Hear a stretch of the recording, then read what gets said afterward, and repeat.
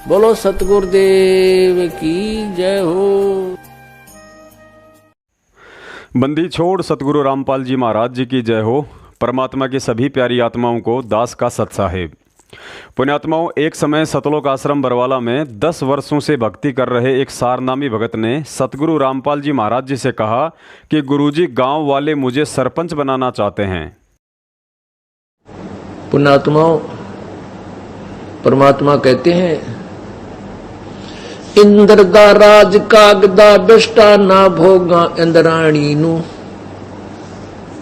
जिसको परमात्मा की सतलोक जाने की जो चाह, उसके सुख से परिचित हो गया, तो वो कहते हैं इंद्र स्वर्ग का राज भी काग की बीट के तुल्य है हमारे लिए। हमने नहीं चाहिए आग लगे इस राज को। जिसने सतलोक जाना है ये धारणा बनानी पड़ेगी। आराम एक कोई एक भगत आने बोले जी गांव में सरपंच बनाओ है, मैंने मैं कुआं में पड़ जा किता है सरपंच बने रख तेरा गजब ये रोज ज्ञान सुनावा थरे ते रख फूट के बाद और 10 साल नाम लिए नो लिए। क्यों घर में सुख हो गया, अच्छे ट्रक चालेंगे। गाँव वाले तेने सोचा कर 2 पैसे फालतू लाओगा, अच्छी दारू पियाओगा।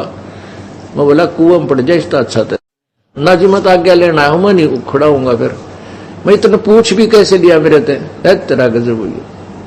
तो पुण्यात्माओं, इस काल का भयंकर जाल है, इससे बचना पड़ेगा। आपने इस ज्ञान को आधार बनाना पड़ेगा। पुण्यात्माओं, गुरु जी के एक एक शब्द और सत्संग में बड़ी गहराई और गूढ़ संकेत छिपे हैं। इस 1 मिनट के सत्संग ने मनमुखी सतलोक आश्रम मैनेजमेंट हरियाणा, फर्जी नामदान संचालकों और कोऑर्डिनेटर को पूरी तरह से नंगा करके अज्ञानी और पाखंडी साबित कर दिया है, जिन्होंने काल प्रेरणा से गुरुजी का आदेश बताकर उनकी प्यारी आत्माओं से 2019 के लोकसभा चुनाव में राजनीतिक पार्टियों को वोट डलवाकर उनकी बनी बनाई भक्ति का सत्यानाश करवा डाला। इस सत्संग में जब उस सारनामी भगत ने गुरुजी से सरपंच बनने की बात कही तो गुरुजी ने स्पष्ट मना कर दिया कि इससे अच्छा तो कुएं में पड़ जाता। फिर उस भगत ने कहा कि गुरुजी, मैं तो केवल आपकी आज्ञा लेने आया था। तो गुरुजी ने कहा कि तूने मेरे से पूछ भी कैसे लिया?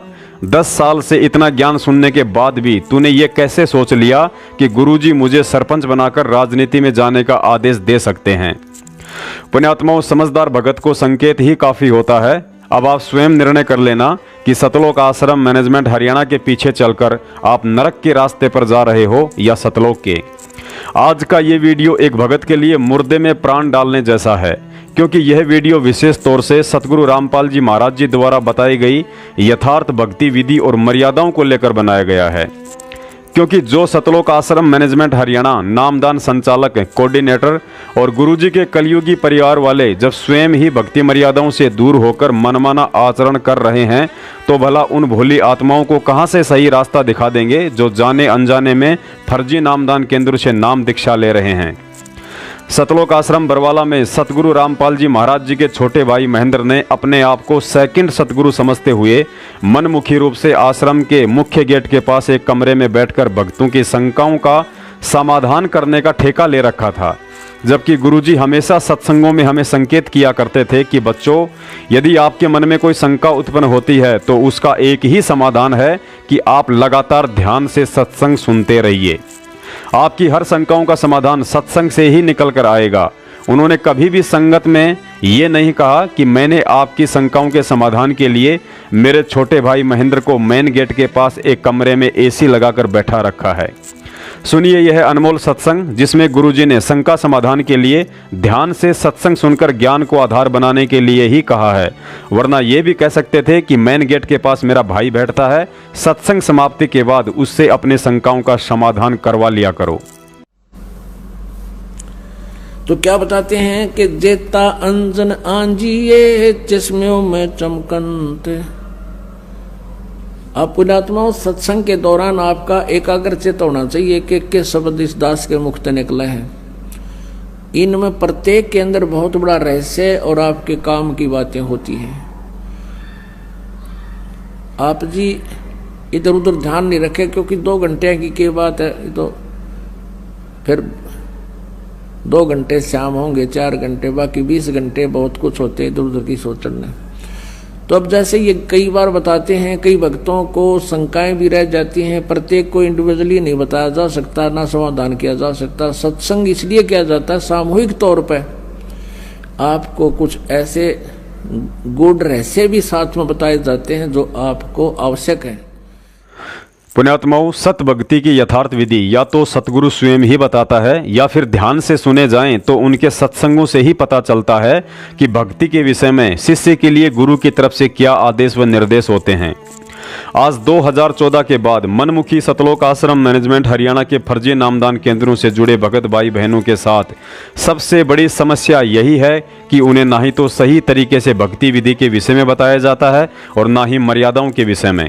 उन्हें नाम दीक्षा देकर सबसे पहले यही गुट्टी पिलाई जाती है कि अब आपको दूसरा मंत्र सतनाम लेने के लिए 4 हाजिरी इशार की करनी पड़ेंगी, 2100 रुपये की ज्योति और 15,000 रुपये का पाठ करवाना होता है। महीने में आपको कम से कम 5 पुस्तकों की सेवा करनी है।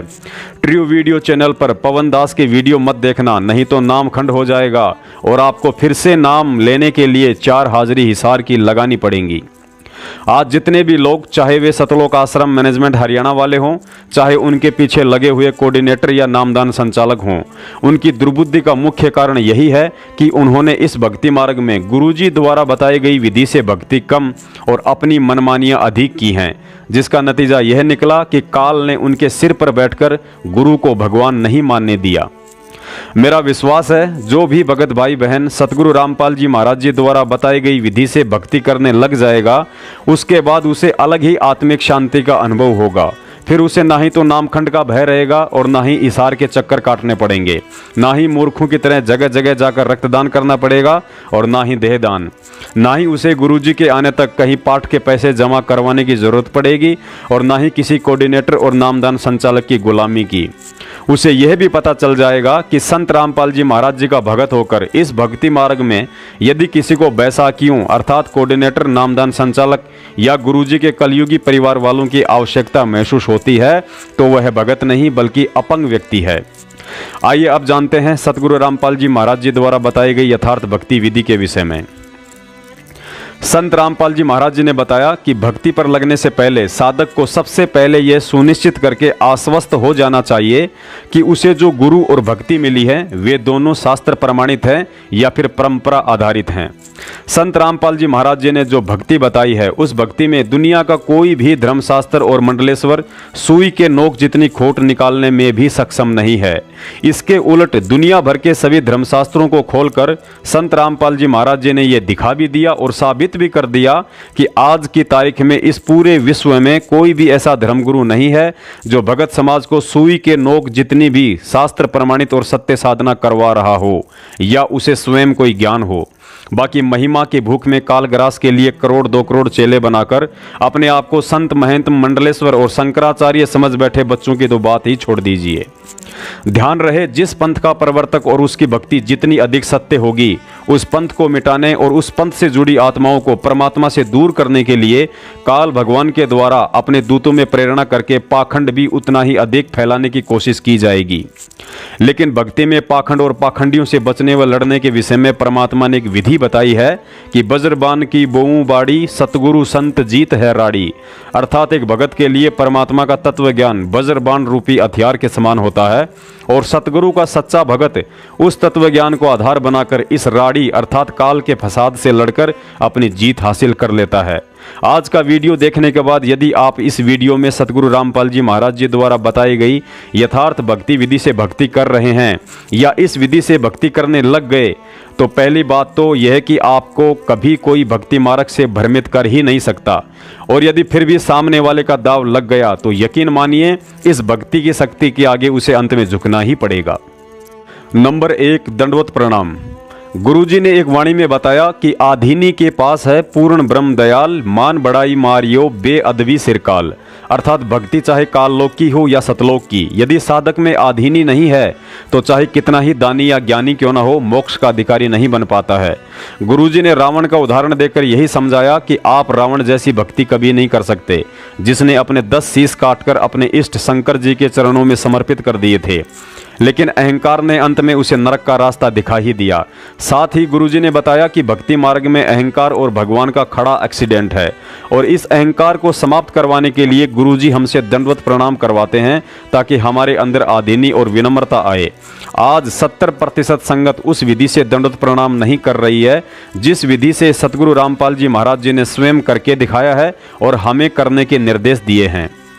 दंडवत प्रणाम करने की सही विधि सन 2013 में सतगुरु रामपाल जी महाराज जी ने अपने कर कमलों से लिखी यथार्थ भक्तिबोध पुस्तक के पेज नंबर 13 पर लिखकर समझाया है।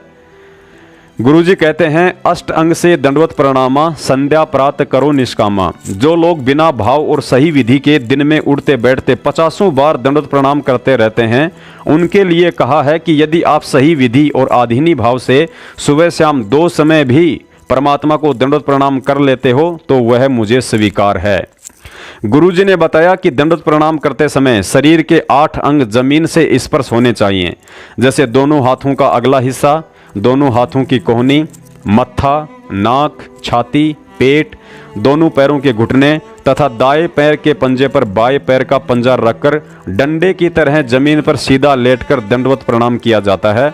इस प्रकार दंडवत प्रणाम करने वाले में आधीनी आती है। लेकिन आज 70% भगत भाई बहन ऐसे हैं जो ना ही तो अपने 8 अंगों को सही से जमीन से स्पर्श करते हैं और ना ही दाएं पैर के पंजे पर बाएं पैर का पंजा रखते हैं, बल्कि पैर के ऊपर पैर रखते हैं, जो सही नहीं है। देखिए स्वयं सतगुरुदेव जी को, हालांकि वे स्वयं परमेश्वर हैं, उन्हें किसी के आगे दंडवत प्रणाम करने की जरूरत नहीं है, लेकिन हम मूर्खों को समझाने के लिए एक भगत की भूमिका में उन्होंने ऐसा करके दिखाया है। हम विनती करते जी, गुरु जी तेरे आगे सर्व मारे उआ पाठ पर काश बधाई मैं बाटूंगी, ये मारे उआ पाठ पर काश बधाई मैं।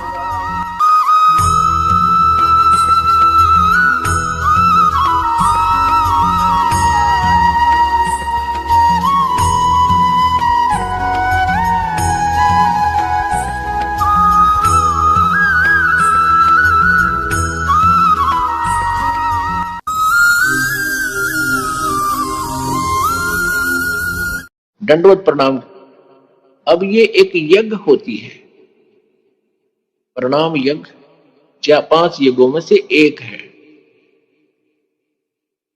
अब दंडवत करने का उद्देश्य क्या है कि इस अहंकार रूपी राक्षस को खत्म करें, और वो तरह हुआ नहीं, और फिर नो का नो बीज उग गया। परमात्मा कहते हैं, जय गोपाल दंडवत कर और पैरा पड़ प्रणाम, दुआ करो दिल पाक से, असला असल इस्लाम।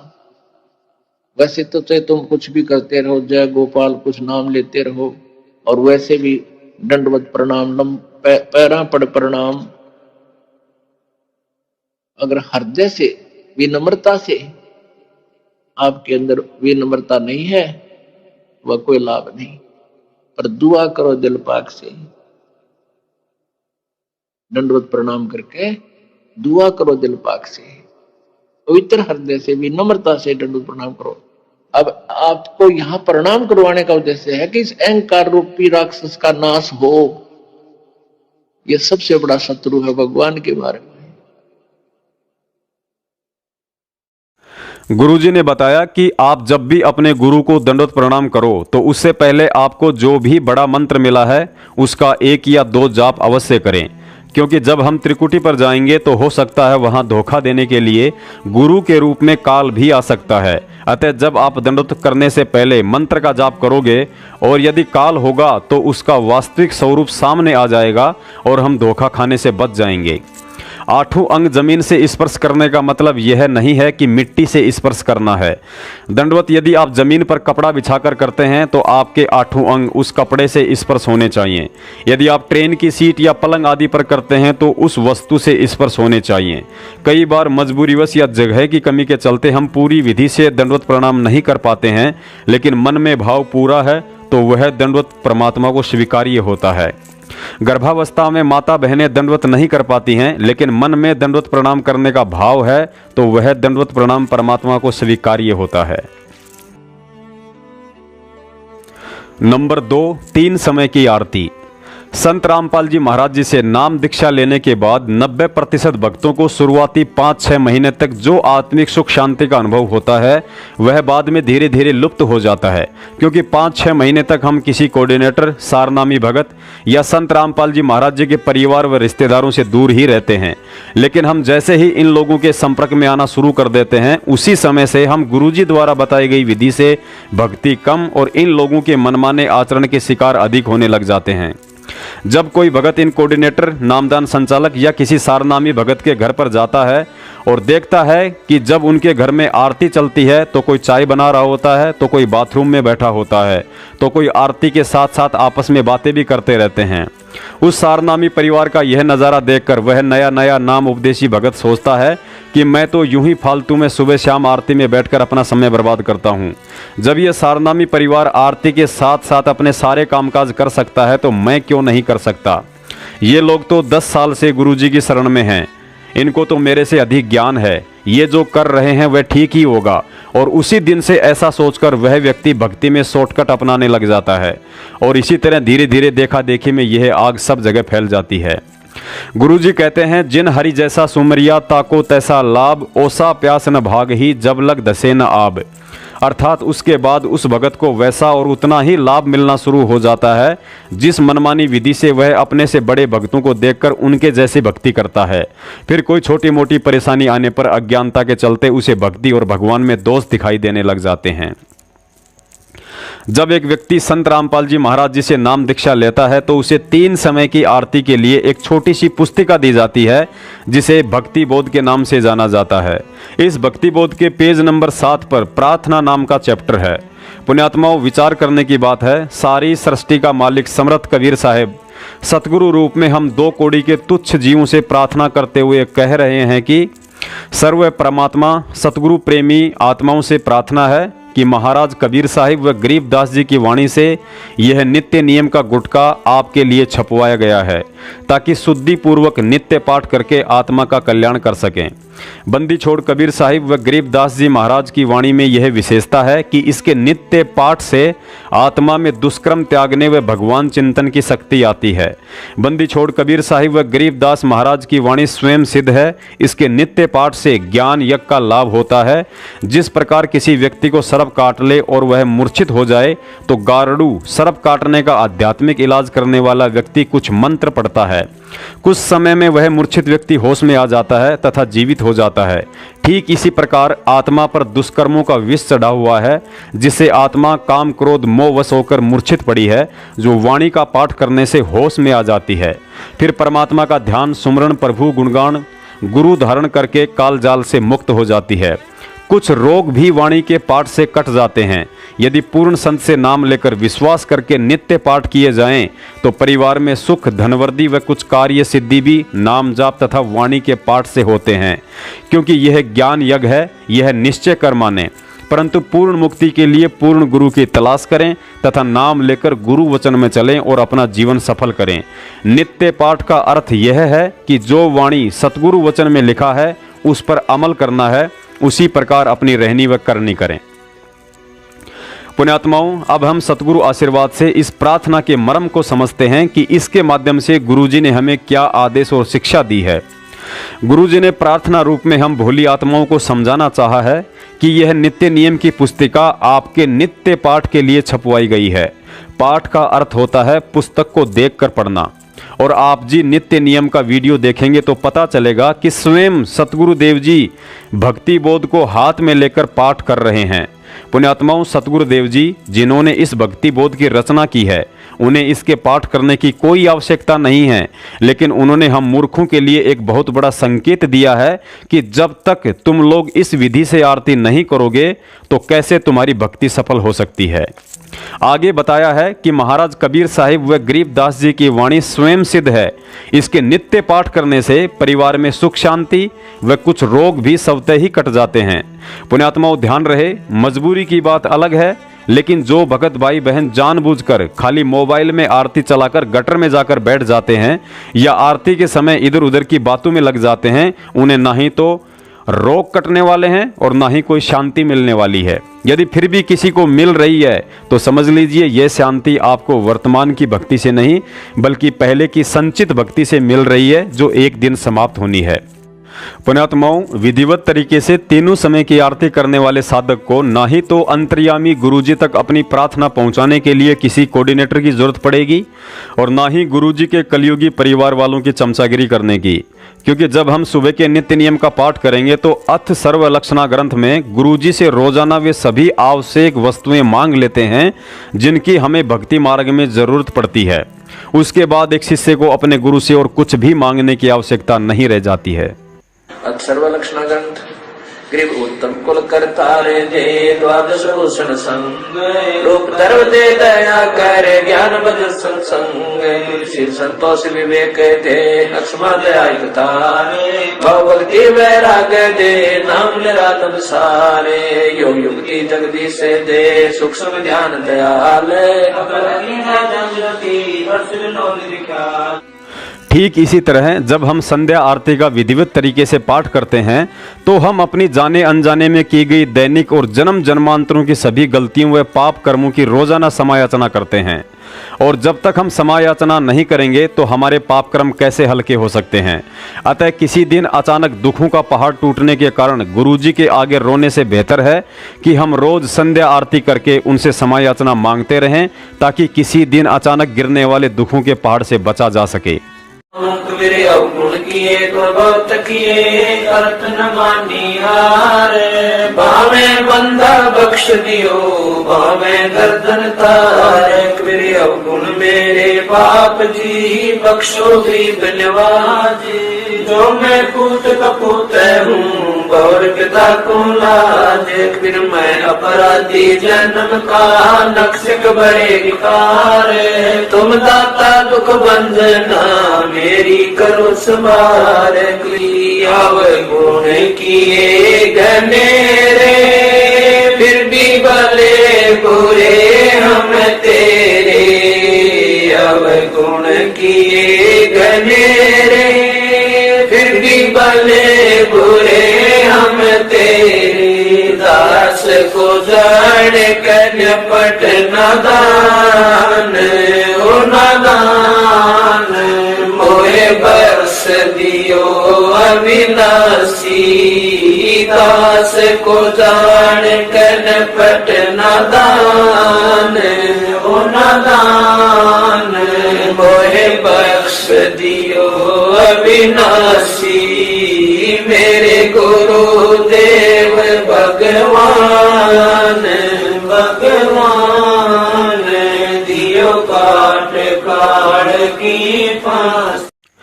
गुरुजी ने सुबह के नित्य नियम का सही समय सूर्य उदय से 1 घंटा पहले, जिसे ब्रह्म मुहूर्त कहा जाता है, उसे बताया है और अपनी वाणी में भी कहा है कि ब्रह्म मुहूर्त सूरत नगरी सुन सरोवर नाता इस पर भी का पार नहीं तेरे सकल कर्म कट जाता। अर्थात ब्रह्म मुहूर्त में की गई भक्ति अर्थात नित्य नियम या मंत्रों के जाप का विशेष लाभ मिलता है। ब्रह्म मुहूर्त में की गई साधना को सबसे बड़ी पर भी बताया है, जिससे जीव के शीघ्र ही सकल कर्म कट जाते हैं।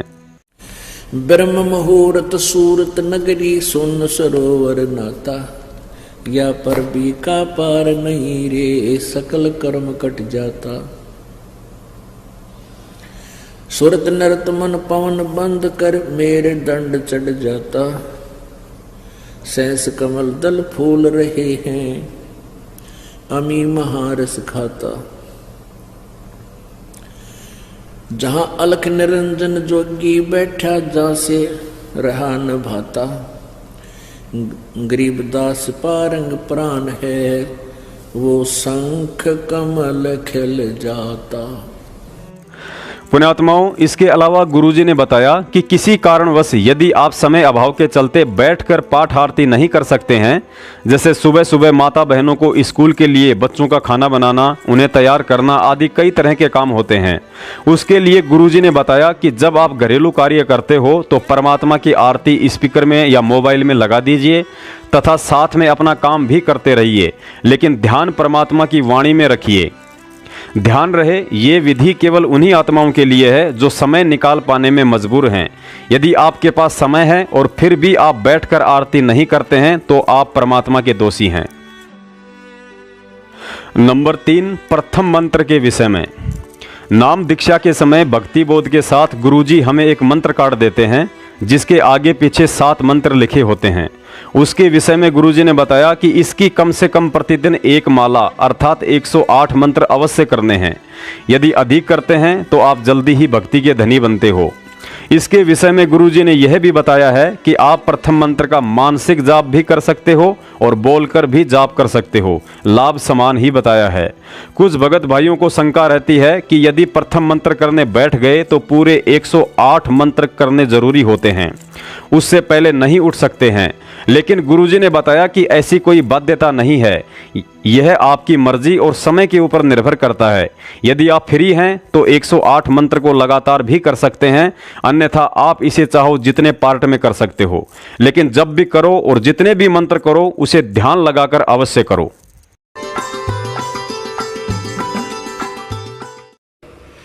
इब रेल बड़ा जहा मंत्र की नो नो नो नो नो देखियो ना नो को नो बता कि रेल छूटे है, आराम से करे बैठ के, चाहे थोड़ा कर ले पर करे प्यार ते। 108 मंत्र बताए आपको करने के लिए, इसने सारे दिन में कर ले, चाहे 6 बार में पार्ट कर ले इसके, हैं मतलब 10 पे एक बार कर ले, 10 फेर कर ले कति जचा के, फिर इस मन ने छोड़ दे ले, खा ले धक्के कित सोचेगा तुम, फिर ये शर्माने लग जाएगा, थोड़े दिन में अपने आप सेट होने लग जाएगा। तो ऐसे कसक के साथ करें इस मंत्र को। पुण्यात्माओं, पुरानी परंपराओं के चलते कुछ भगत भाई बहन सोचते हैं कि यदि सुबह नहा धोकर आरती या मंत्र किए जाएं तो उत्तम रहता है, लेकिन गुरुजी ने बताया कि आरती या मंत्र करने के लिए शारीरिक शुद्धि से आत्मिक शुद्धि ज्यादा महत्व रखती है। परमात्मा कहते हैं, नहाए धोए क्या होत है जो मन का मैल न जाए, मीन सदा जल में रहे पर तन की बांस न जाए। यदि नहाने से ही शुद्धता होती है तो जन्म से ही जल में रहने वाली मछली के शरीर से इतनी दुर्गंध नहीं आनी चाहिए थी। कहने का मतलब है नहाना धोना अच्छी बात है, अन्यथा परमात्मा की सत भक्ति में ऐसा कोई नियम नहीं है। हाँ, गुरुजी का यह आदेश जरूर है कि जब भी आप आरती करो तो अपने हाथ पांव को जल से अवश्य साफ कर लिया करो, ताकि हम भक्तों के लिए कबीर सागर से भी ज्यादा पवित्र व आदरणीय ग्रंथ भक्ति बोध को गंदे हाथ ना लगें। नंबर 4, चरणामृत और प्रसाद राम के विषय में। नाम दीक्षा के बाद गुरुजी हमें एक चरणामृत की शीशी और एक प्रसाद की थैली देते हैं, लेकिन हम में से ज़्यादातर भगत भाई बहन ये सोचकर उसका कम ही सेवन करते हैं कि ये कहीं ख़त्म ना हो जाए, लेकिन ऐसा नहीं है। जिस प्रकार गुरुजी ने हमें प्रतिदिन पाठ करने के लिए आरती दी है, ठीक उसी तरह चरणामृत और प्रसाद दिया है जिसका हमें नित्य सेवन करना है। भक्ति बोध के पेज नंबर 23 पर गुरु चरणामृत के महात्म्य में गुरुजी ने लिखा है कि कोटिक तीर्थ सब कर आवे, गुरु चरणाफल तुरंत ही पावे, चरणामृत कदाचित पावे, 84 कटे लोक सिंधावे। अर्थात चरणामृत का सेवन करने से लक 84 से छुटकारा मिलता है और सतलोक की प्राप्ति होती है। गुरुजी ने चरणामृत, प्रसाद और रक्षा सूत्र बढ़ाने की एक विधि बता रखी है। आप 1, 2 या 5 लीटर की बोतल में शुद्ध पानी भरकर उसमें एक ढक्कन या एक बूंद भी चरणामृत की डाल देते हैं तो वह सारा का सारा जल चरणामृत बन जाता है। उसके बाद सुबह के नित्य नियम के उपरांत नाम उपदेशी भगत उसमें से आधा कप चरणामृत निकालकर गुरुजी को दंडवत प्रणाम करके प्रतिदिन सेवन करें, और 15 दिन या महीने भर बाद में जब उस बोतल में चरणामृत खत्म होने वाला हो तो उससे पहले ही उस 5 लीटर की बोतल को शुद्ध जल डालकर दोबारा भर लें, अर्थात उसमें दोबारा से गुरुजी द्वारा दी गई शीशी वाला चरणामृत डालने की जरूरत नहीं है। ठीक इसी तरह प्रसाद के साथ करना है। सुबह, दोपहर और संध्या आरती के बाद स्वयं भी थोड़ा थोड़ा प्रसाद लें और अन्य उपदेशी को भी दें। आप बाजार से 1 किलो मखाना प्रसाद लेकर आ जाएं, उसमें गुरुजी द्वारा दिए गए प्रसाद के 8-10 दाने डालकर एक डब्बे में भर लें और जब वह ख़त्म होने वाला हो तो बाज़ार से 1 किलो मखाना लेकर उस डिब्बे में पुनः डाल दें। इस प्रकार आपको बार बार गुरुजी द्वारा दिया गया प्रसाद डालने की ज़रूरत नहीं पड़ेगी। यही स्थिति रक्षा सूत्र की है। गुरुजी ने आपको जो रक्षा सूत्र दिया है, उस रक्षा सूत्र से आप जी बाजार से एक लाल धागे की मोली या कलावा लेकर उससे टच कर लें। गुरुजी के आदेश व वचन अनुसार ऐसा करने से वह सारा का सारा कलावा रक्षा सूत्र बन जाता है। अर्थात आपको चरणामृत, रक्षा सूत्र और प्रसाद के लिए किसी पर भी निर्भर नहीं रहना है। कई भक्तों को शंका रहती है कि गुरुजी द्वारा दिया गया रक्षा सूत्र, लॉकेट, चरणामृत और प्रसाद किसी अनुपदेशी को देना है या नहीं। वैसे तो गुरुजी ने यह सामग्री किसी अनुपदेशी को देने से मना की है, लेकिन यदि कोई आत्मा ज्ञान समझकर अन्य पूजा पाठ को त्याग कर गुरुजी द्वारा दी गई भक्ति अर्थात घर में परमात्मा का दरबार लगाकर 3 समय की आरती, देसी घी का दीपक और मर्यादा में रहकर भक्ति का संकल्प करता है तो निसंकोच उसे यह सामग्री दी जा सकती है। उपदेशी माता बहनें अपने 3 साल से छोटे बच्चों को गुरुजी का चरणामृत, प्रसाद और रक्षा सूत्र बांध सकती हैं। यदि बच्चा 3 साल से अधिक उम्र का है तो उसे यह सामग्री गुरुजी से भक्ति का संकल्प करवाकर ही दें। नंबर 5, ज्योति हवन के विषय में। घर में दरबार साहिब के आगे ज्योति जलाने के विषय में गुरुजी के आदेश एक भगत की आर्थिक स्थिति के अनुसार हैं। गुरुजी का प्रतिदिन 100 ग्राम गाय या भैंस के घी से रुई की खड़ी बत्ती के साथ ज्योति हवन करने का आदेश है। 100 ग्राम घी का मतलब 24 घंटे ज्योत जलती रहती है। लेकिन यदि किसी भगत भाई की आर्थिक स्थिति कमजोर है तो वह कम से कम सुबह के नित्य नियम और शाम को संध्या आरती के समय तक अवश्य ज्योति जलाए। अर्थात कम से कम सुबह शाम 1-1 घंटे अवश्य दीपक जलाए। कुछ भगत भाई बहन ऐसे भी हैं जो अपने परिवार के विरोध के चलते या कुछ भगत भाई बहन अपने व्यापार के सिलसिले में बाहर आते जाते रहते हैं तो उनकी मजबूरी होती है कि दीपक नहीं जला सकते हैं। सतलोक आश्रम बरवाला में ऐसे भक्तों के लिए गुरुजी ने ज्योति हवन की व्यवस्था कर रखी थी।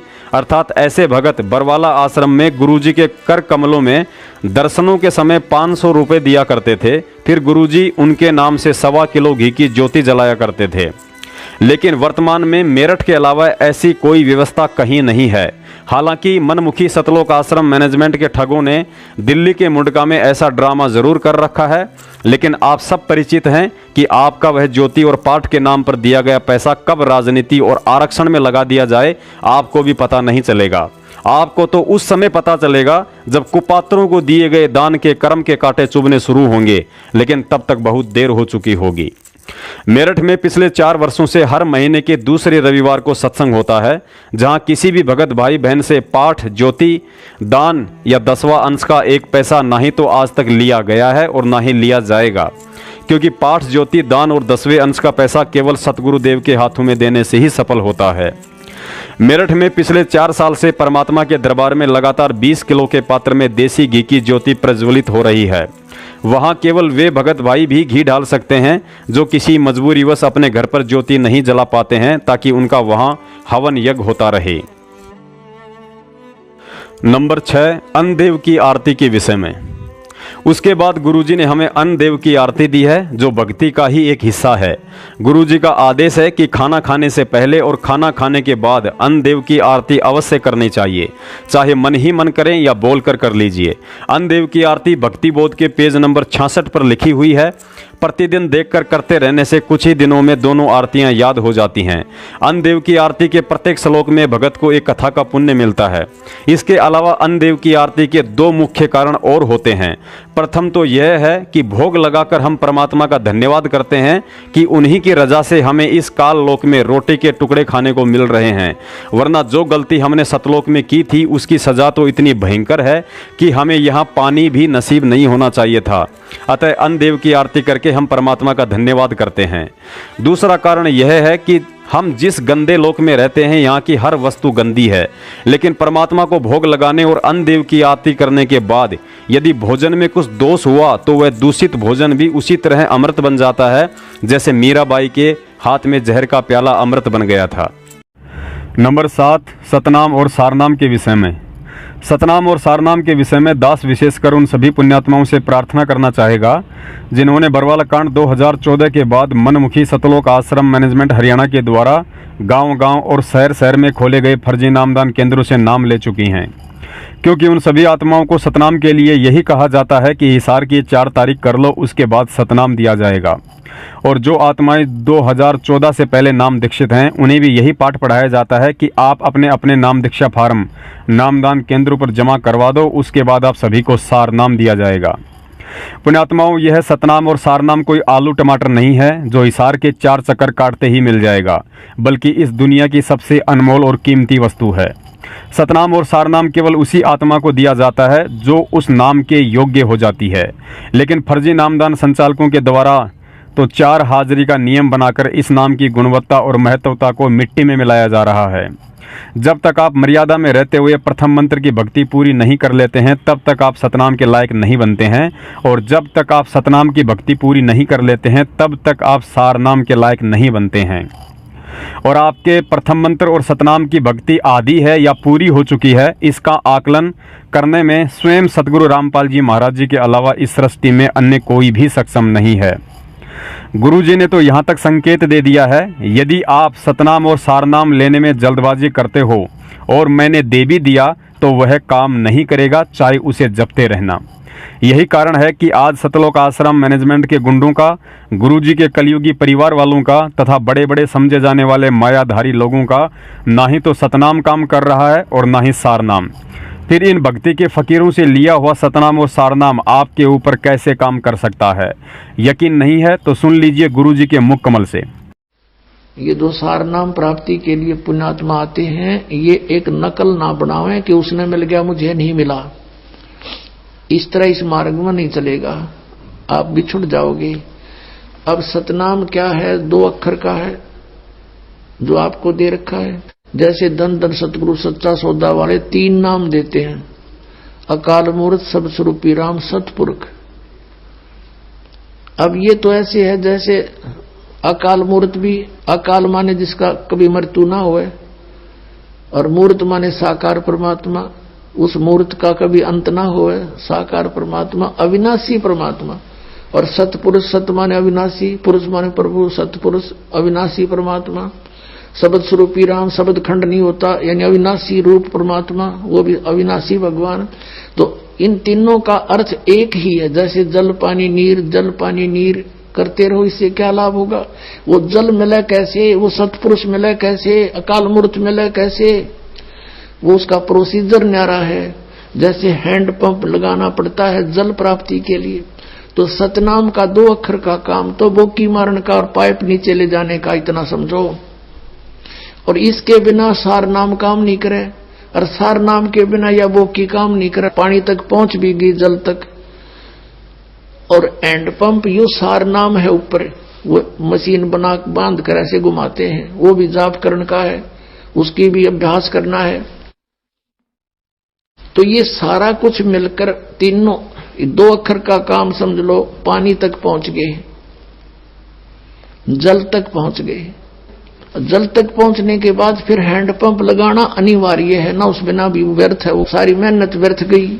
और हैंड पंप उस समय लगेगा जब आपका वो पाइप जल तक पहुंच चुका होगा, उससे पहले लगाया नहीं जा सकता। तो जितनी आप साधना करते रहोगे मर्यादा में रहकर, तब आप उस निकट पहुंचोगे, उस स्थान पे जहां जल है। और फिर ये सारनाम एक हैंड पंप, ऊपर मशीन बांधनी है, वो तो बहुत बाद की बातें हैं। और जब तक वो नहीं होगी, कोई कहता लगा दे मशीन मेरे ना हैंड पंप के, मिस्त्री मना करेगा कि अभी जल तक पहुंचा नहीं है, तो मूर्ख होगा जो नु कहा तो लगा दे मेरा हैंड पंप, देखी जाएगी। फिर क्या देखेगा? उसमें घुमाया जाना, उसको कुछ भी नहीं आना उसमें। तो पुण्यात्मा, जब ये दास उचित समझेगा कि आप कि इस 2 मंत्र के अक्षर की कमाई पूरी होगी है, तभी सार नाम दिया जाएगा, तभी वो काम करेगा।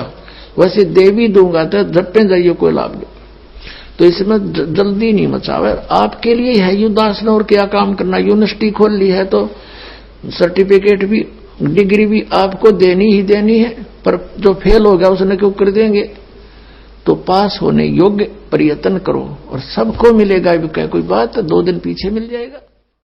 पुण्यात्माओं, अब अपना आंकलन आप स्वयं ही कर लेना कि 2014 बरवाला कांड के बाद सतलोक आश्रम मैनेजमेंट हरियाणा के झांसे में आकर कभी राजनीति करके, कभी आरक्षण में टांग फंसाकर, तो कभी पाठ और ज्योति के नाम पर लुटकर उन्हीं भक्तों ने अपनी भक्ति और धन गंवाया है जो गुरुजी द्वारा बताई गई उपरोक्त विधि से भक्ति नहीं कर रहे थे।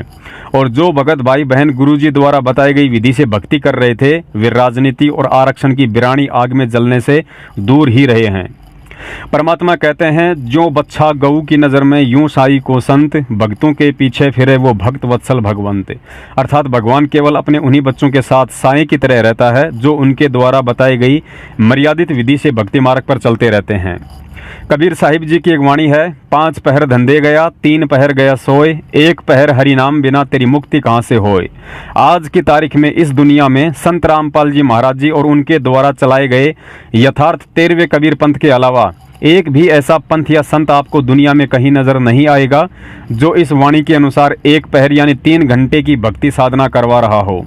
पुण्यात्माओं, ऐसे ऐसे अनमोल उदाहरण देखकर आपका विश्वास दृढ़ हो जाना चाहिए कि हमारा सामाजिक और आध्यात्मिक जीवन सुरक्षित हाथों में है। कबीर 5 पहर धंधे गया और 3 पहर रया सोए, 1 पैर हरि ना भजा फिर मुक्ति कहाँ से होए। 8 पहर 24 घंटे को 8 पहर में, पहले 8 पहर होती थी 24 घंटे की। अब परमात्मा कहते हैं तो 1 पैर में 8, 1 पैर में 3 घंटे हो गए। तो परमात्मा कबीर जी ये बताना चाहते हैं कि 3 पैर तन धंधा करया 15 घंटे, 5 पैर तो 3 पैर तो सो गया, यानी 1 दिन रात टोटल पूरा कर दिया। और 1 पैर हरि ना बजा, 3 घंटे भी भगवान को नहीं दिए तूने। 5 पैर धंधे गया, 3 पैर गया सो हुए, 1 पैर हरि ना जप्यो मुक्ति कहाँ से हुई। यानी टोटल 3 घंटे परमात्मा ने बता दिए कि पूरे 24 घंटे में 3 घंटे आप भगवान के भजन में अवश्य लगाओ। और उनका ये नहीं है कि स्पेशल एक जगह बैठ के लगा लो, बहुत समय होता अपने पास। जैसे आप जी कोई मजदूरी के लिए जाते हो, घर से वहां तक घंटा 1 लगे, मालिक का सिमरण करता जा, बस में बैठकर जा रहे हो कहीं काम, बस वहां भक्ति करें। खेतों में जा रहे हो, खेतों से घर से लेकर वहां तक जो खूब भक्ति करे, अपना मंत्र ने याद रखे।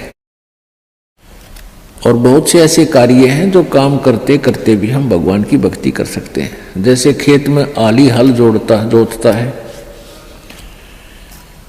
हमने देखे पहले ही आली में लक्ष्मी चंद की रागनी गाए जाते, हल भी जोड़े जाते। तो वह भगवान की भक्ति भी करे, कभी आरती करने लग जा, कभी भगवान की वाणी बोलने लग जा, कोई फिल्मी गाने गावा है, कोई और बकवास सोच रहा है। तो इस प्रकार हमने अपना सुमन में 3 घंटे का समय निकालना चाहिए। जैसे सुबह का नित्यनेम पौना घंटा लगता है, 15 मिनट की असुर निकंदन मणि, 1 घंटा तो हो गया। आध 35 मिनट की आरती होती है, 1.5 घंटा, बाकी 1.5 घंटा आपका सिमरण भी हो जाना। सिमरण आध घंटा मंत्र, 1 घंटे का श्वास का सिमरण। तो इतना भी आप कंटिन्यू कर लोगे तो भी आपका बेड़ा पार हो जाएगा। ये सत्कर्म मान ली। पुण्यात्माओं, नाज करो अपने भाग्य पर जो इस कामिक, क्रोधी और लालची दुनिया की भीड़ में सतगुरु ने हमारा हाथ पकड़ लिया है। सच्चा सत्संग मिल गया है, सच्ची भक्ति और मंत्र मिल गए हैं। कहने का मतलब है कि बिल्ली के भाग का छीका टूट गया है। गुरुजी ने बताया कि इस जीव आत्मा का ऐसा दाव असंख्य कल्प युगों के बाद बड़ी मुश्किल से लगता है। हमारा कलयुग की पिछली पीढ़ी में ऐसे समय में जन्म होना जिस समय परमेश्वर सतगुरु रामपाल जी महाराज सशरीर हों। इस समय की महत्वता को शब्दों में बयान करना किसी के लिए भी बेहद मुश्किल है, क्योंकि उपरोक्त विधि से 3 घंटे की मर्यादित भक्ति करने वाली आत्माओं के लिए यह अंतिम मानव जन्म है। और इस बात को गुरुजी के इस सत्संग से ज्यादा दुनिया में कोई नहीं समझा सकता है। कहते हैं जब भी दाव लग जा उसी समय पीछा छुटवा ले। एक बार एक भगत साधना कर रहा था, एक संत पीपल के पेड़ के नीचे बैठ के, और कुछ बहनें जा रही थी। उनसे पूछा, बहनों कहाँ जा रही हो तुम? कहने लगे, एक ऋषि के पास जा रहे हैं और वो भूत भविष्य की सारी जानता है। तो उसने कहा कि मेरे बारे में बहनों पूछ के आना, मेरा मोक्ष कितने जन्म में हो जाएगा? अच्छा भाई पूछ के आवेंगे, तेरी भी पता कराएंगे। तो अपनी बातचीत करके उसने उस ऋषि से कहा, जानने वाले से, कि जी ऐसे ऐसे एक साधक है, उसकी एक प्रार्थना है, उसका मोक्ष कितने दिन में होगा? तो उस भविष्य वक्ता ने बताया कि जितने पीपल के पेड़ के पत्ते हैं इतने जन्मों में उसका मोक्ष होगा। अब उन बहनों ने सोचा, भाई यदि उसको हमने यह बात बता दी तो उसका तो हार्ट अटैक हो जाएगा। वो तो बेचारा इच्छुक है भगवान की जल्दी मोक्ष हो मेरा। तो उन्होंने सोची उसके दूर से चलते हैं। वो दूर से जाने लगी, यानी 5-4 किले दूर से, यानी 1000 फुट की दूरी से दूसरे रास्ते से जा रही थी। वो भाग्या गया उनके पास, कहने लगे, बहनों मेरे बारे में पूछ कर आए तुम? वो कहने लगी, भाई पूछता है पर बाबा जी तू सहन नहीं कर सकता, अगना बहन बता दो, जो भी बताई है मुझे बता दो। वो कहने लगी, भाई जिस पेड़ के नीचे तू बैठा है ना, पीपल के पेड़ के, यूं बताया कि उसके जितने पत्ते हैं इतने जन्मा में तेरा मोक्ष होगा। वो तो डांस करने लग गया, नाच न बोले बे बुलाओ थारा। तो बोले, रे तू हंस नाच क्यों रहा है, तुम डरोना चाहिए था कि नहीं, कम से कम अंत तक आ गया। अगर इस पीपल के पत्ते जितने हैं इतने दिन में तो होगा, मोक्ष तो होगा मेरा। कहने का भाव यह है, पुण्यात्माओं हमने इतने धक्के खट्टन हो लिए और अब परमात्मा ने यह संतोष दिलाया था उस समय कि अपने बच्चों को रास्ता दूंगा, क्योंकि काल ने ये कहा था, सतयुग में परमात्मा आए थे जो पहली प्रथम बार, उसने वचन ले लिया था कि 3 युगों में, सतयुग त्रेता द्वापर में जीव कम ले जाना और कलयुग में आपकी मर्जी कितना ले जाना। तो परमात्मा ने यह सोचा था कि अब कलयुग में ही इनका मोक्ष करूंगा। तो पुण्यात्मा हमने ये इंतजार करना पड़ा कि शुक्र मनाओ कि आपके असंख्यों जन्म होकर अंत वाला जन्म आ लिया, आखिरी पत्ता आ गया, ये लास्ट पत्ता आ लिया पीपल वाला ने, समझ लो। और इनका चूकियो मत ना। परमेश्वर की सभी पुण्यात्माओं से अंतिम प्रार्थना। पुण्यात्माओं, सतगुरु देव जी ने जो अनमोल तत्व ज्ञान दिया है उस आधार से कहने को तो इतना है कि जिसकी कोई सीमा नहीं, लेकिन हम जीवों की सुनने और कहने की सीमा जरूर है। अतः उस सीमा को ध्यान में रखते हुए इस वीडियो में आज के लिए केवल इतना ही।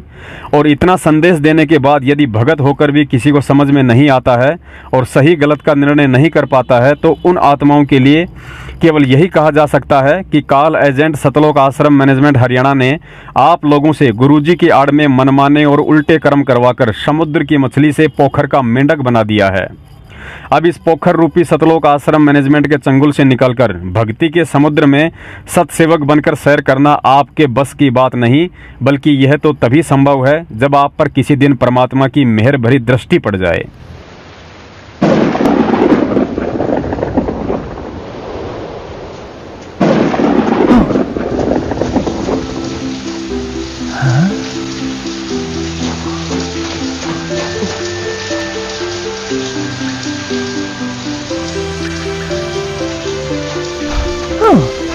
हेलो, तुम यहाँ घूमने आए हो? हाँ भाई, मैं तो बस यहाँ से गुजर रहा था, तभी अचानक बारिश आ गई। अरे परेशान मत हो दोस्त, तुम सही जगह आए हो। मैं तो यहाँ इस तालाब में रहता हूँ, आओ देखो।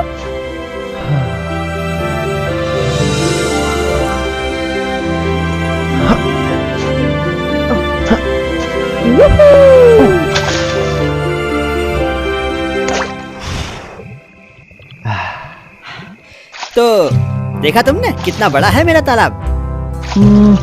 अच्छा, तुम कहाँ रहते हो? मैं तो एक समंदर में रहता हूँ। समंदर? वो कितना बड़ा होगा? बहुत बड़ा।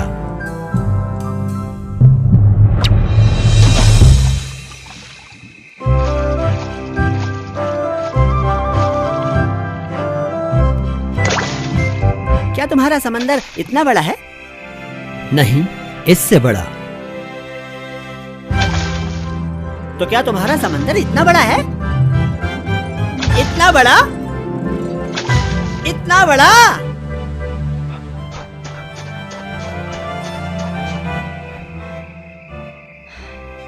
तो क्या वो इससे भी बड़ा है? समंदर इससे बहुत बड़ा होता है मेरे दोस्त। मैं नहीं मानता। इतने सालों से मैं यहाँ रह रहा हूँ, मगर मैंने तो आज तक ऐसी कोई जगह देखी नहीं जो मेरे तालाब से बड़ी हो। ऐसा हो ही नहीं सकता कि इससे भी बड़ी कोई जगह हो। तो ठीक है, चलो मेरे साथ।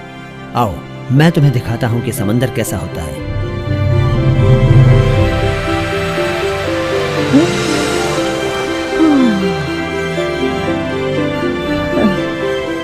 माफ करना मेरे दोस्त। आज तक मैं यही सोचता रहा कि मेरा तालाब सबसे बड़ा है, मगर मुझे अब एहसास हुआ कि मैं गलत था। कहानी का सार यही है कि हम अपनी धारणाओं की दुनिया में एक छोटे तालाब की तरह रहते हैं और सोचते हैं कि इस दुनिया से बेहतर और कुछ नहीं है। जब कोई बताता है कि इसके अलावा एक दूसरी दुनिया भी है, तो उस पर यकीन करना मुश्किल हो जाता है।